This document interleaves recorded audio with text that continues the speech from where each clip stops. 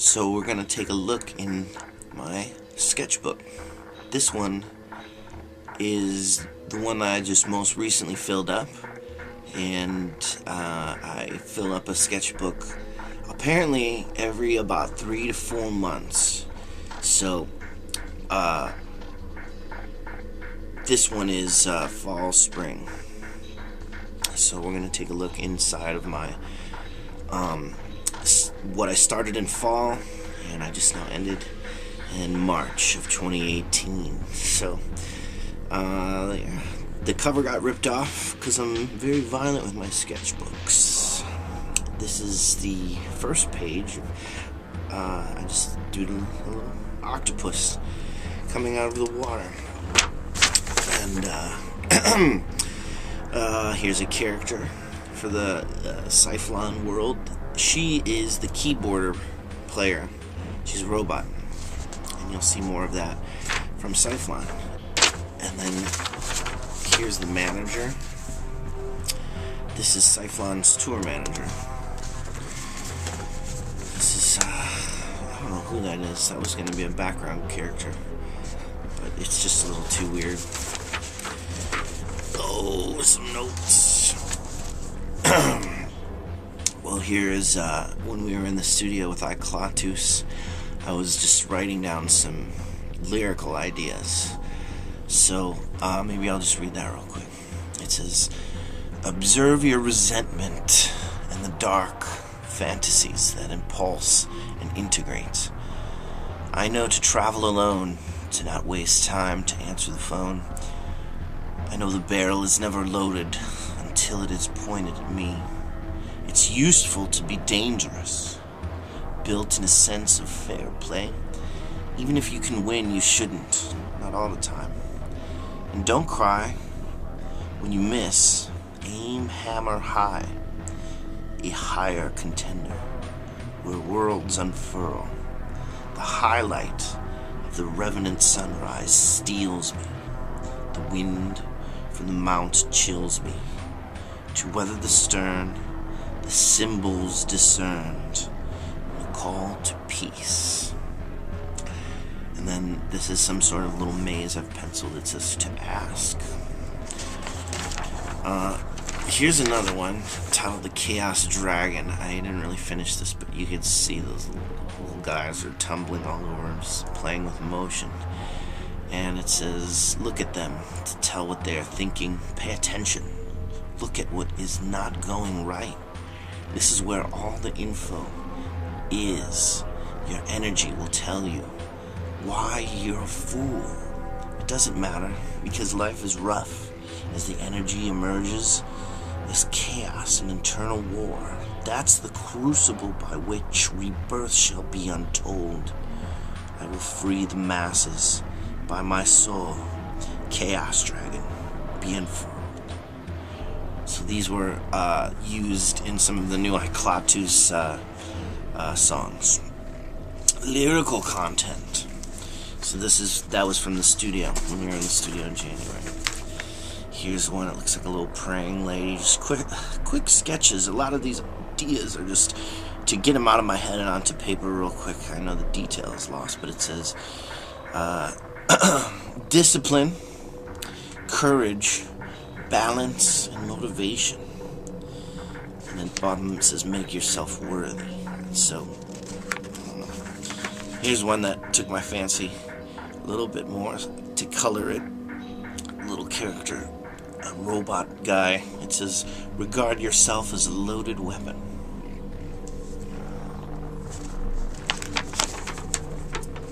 And then the dream is the birthplace of thinking. And then I should have drawn this out a little better, but she's flexing her muscle and pointing to her heart. So maybe this is something I'll come back to, I don't know, but it just is quickly laid down onto paper so I could think about it later. And here we are now taking a look at it. Informed by the spirit of our ancestors. And here's like a little guy, and he looks like he's pulling his brain out of the head. Here he is pointing to it. It says the mind is a window, the domain of the transcendent. And here he is leaning backwards all the way, and this mindless idiot is just thinking strength to prevail. Strength over the mindlessness. So this is where my mind wanders when I'm sitting somewhere just trying to organize thoughts. Here's a little dancer and some sort of shamanic state. These little energy balls are floating all through and around, and she's summoning some sort of prana out of her crown. And in this trance-like state, it's probably a boy actually. This looks like a guy, and he's saying or whispering, "Abide," which means to go by, to allow, to do the will of higher forces. There's a little something, I don't know, is a girl with some sort of skull and a UFO and some tentacles. So just threw it down real fast. Here's Cyphlon rocking out on the guitar, part of the sketches for the new Uber Girl video, and Freaking on You, which will be animations. So it just takes time to draw frame by frame all the little bits of motion and animated parts, but it'll be cool when it's all done. And then here's another, I think it's the same person who is recommending to abide, but it looks like they're sitting down this time and connected to some sort of machine or meditation that is channeling these little flows of, you can tell because there's a triangle arrow, so it means flow into the mind. Meditation. And then these are some sort of either tubes or a horn. So this is just an idea. Eventually I'll come back.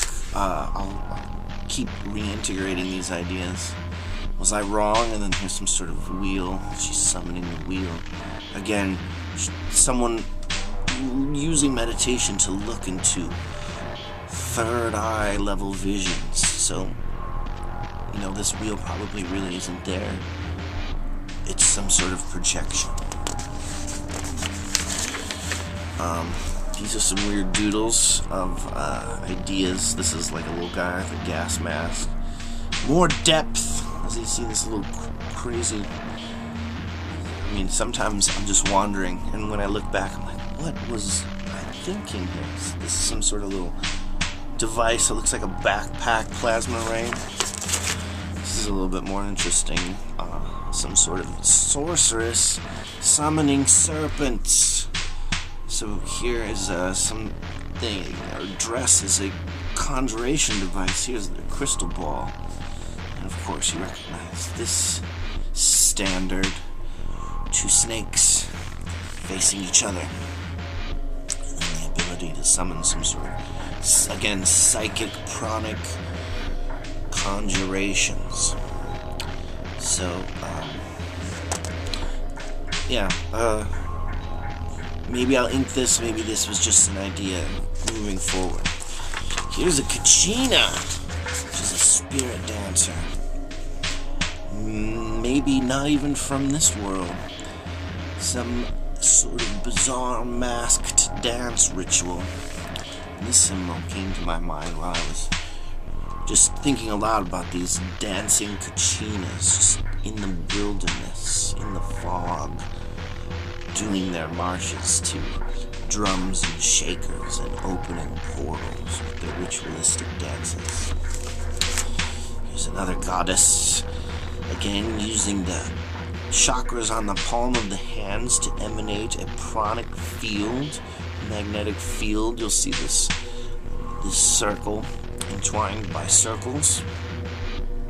These are symbolic fifth-dimensional representations of the energy that is being summoned through ritual and meditation. And of course all of these portals are opening behind her because it is a manifestation of this alignment of fully integrated intention. So something is happening because of the will. and whatever series of events evolved from there, somehow this giant goose or swan is involved, and it is representative of the avian influence, the bird wisdom. From the bird tribes comes many technologies such as symbol, ritual, magical healing, magnetic laying of the hands.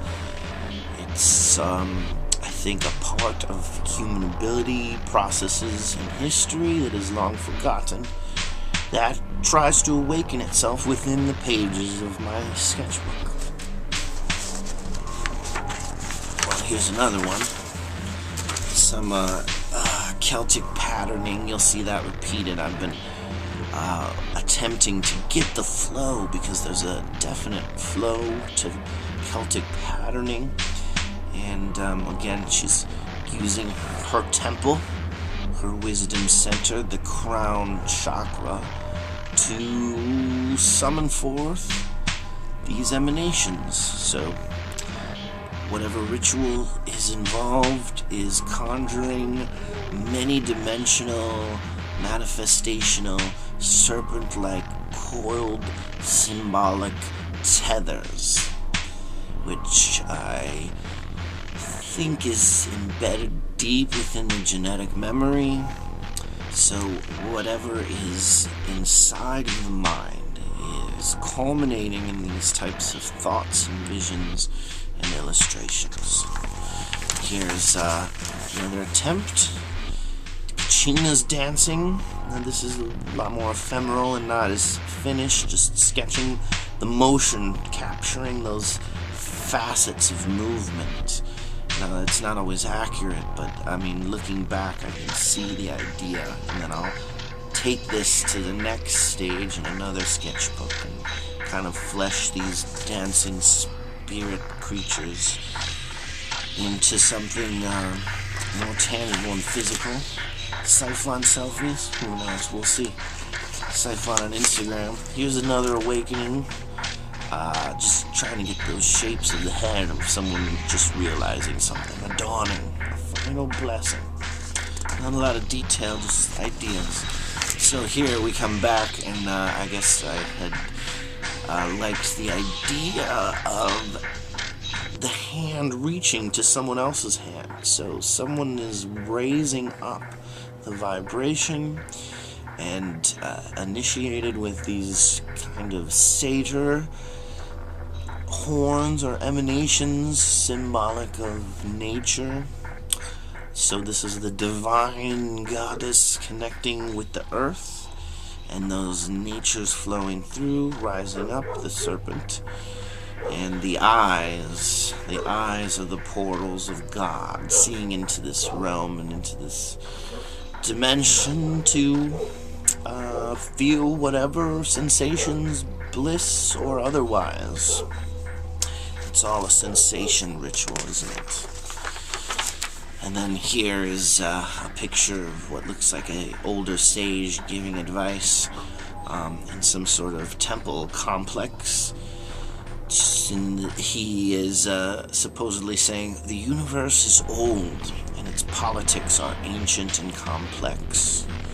So whatever question she had about the functionalities of universal government, that was his answer. The universe is old and its politics are ancient. Summon the motivation. Well, this is some sort of, it looks like a three-wheeler. I'm not sure. So there's some, looks like a botched attempt. Sometimes you just gotta move on. So, oh, look it just says speak intent, and out of this crescent moon third eye is emanating these little bizarre elfish language symbols. She again has the horns of the satyr, surrounded by star magic. Just throwing down ideas. Oh yeah, this was an octopus creature, and there's a path that leads right to his mouth. And I didn't finish rendering this, but the path is all of these little mushrooms that lead into the mouth of a chaos being. Cool. Oh, here's a neat little seahorse. Eventually, maybe I'll get around to inking that, rendering it more deeply, or simply integrating the concept into another bigger piece. Well, there's someone doing the splits during the sunrise. This is a cool one. Ritualistically holding the skull. This is a print available on my website if you take a look. Success! There's this same tentacled, multi-eyed, crowned creature. And then, I guess someone who's thinking about buying a creature. Here's some interesting, these were inspired by petroglyphs that I was looking at. So some 40,000-year-old cave drawings, and I just imagined these beings inspiring ancient Aboriginal people who dressed in these bird-like masks in some sort of drum and shaker-induced euphoria, seeing these entities around them. And according to their own legend, these entities would take rocks down from the taller parts of the caves to the shaman, who would then draw on them. And this is a little being here too. This is his legs. I should have rendered it more, but maybe this will become a painting. And then these beings would put the rocks back up on the ceiling. And that was the explanation of how the ancient ones got so deep and so high onto the cave walls with their bizarro drawings. That's a girl's face. Extended hand. Here's another superhero pose. Just attempting to work out what poses I like to draw, what has the most movement and expresses the intention, the motivational vibe, the characters. And this is all Siphon stuff. Siphon stuff. I don't know, Siphon stuff. I don't know what that is. More notes. So I guess you consider that cheating. Oh, I should have finished this one. This is the arms crossed. Maybe you'll see that more rendered out later. And there's Siphon, another version of him. Just kind of standing with his guitar.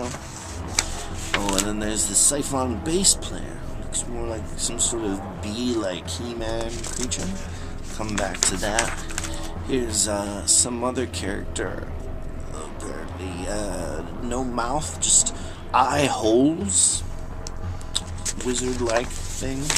Trying to work more on those Celtic knots. Just didn't get around to finishing. It's very intimidating, difficult work. Oh, she is radical. Some sort of Siphon world character. A little belly dancer. And there's more ideas about the Uber girl, the vehicle she flies in. Just thoughts, thinking, working it out. Inside. Now, these are not really complete. Not complete. Here's another one I did complete. You could buy a print of this also at my website. It is the Spring Equinox Ritualistic Art with the crystal thoughts. Because she's sitting amidst an ocean of crystals. After being imprisoned in the underworld, she is rising up and springing forth.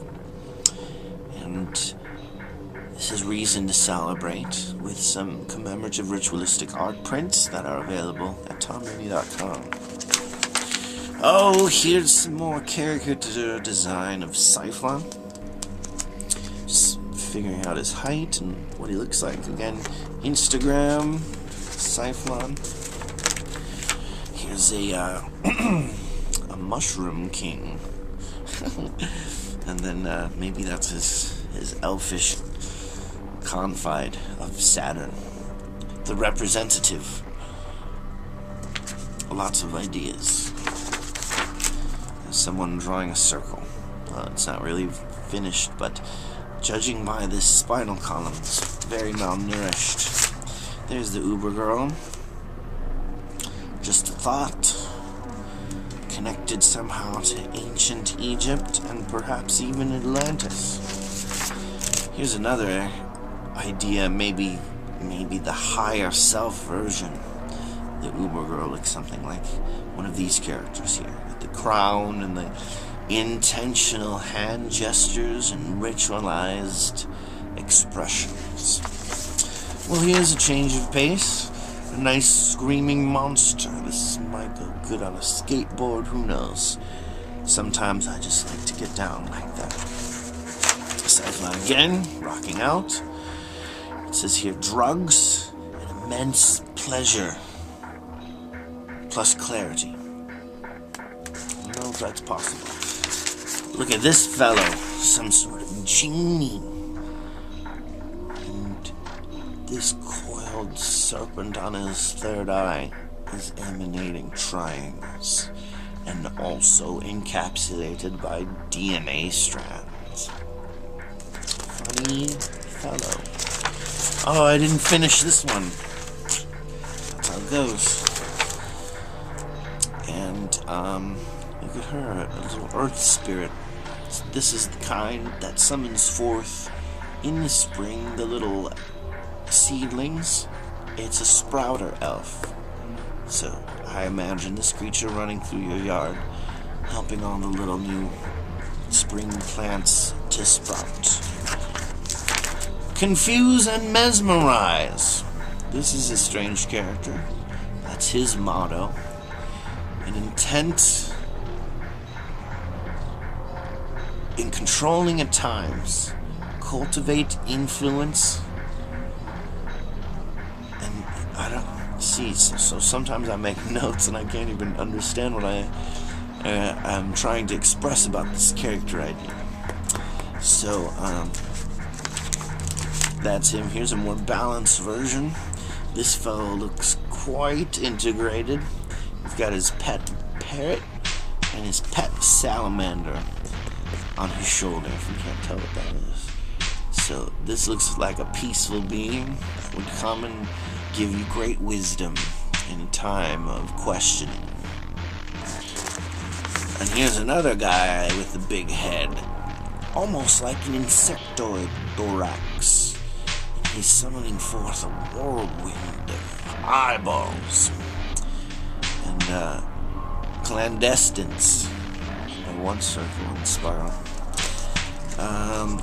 Apparently I got bored of this and abandoned it. And sometimes that's what happens. You have to go with the excitement, and you don't have always time to keep up and render everything, but sometimes if you follow the excitement, it leads to something more interesting. This meditating goddess with a dress made of flowing energies, an explosion of multi-dimensional rifts.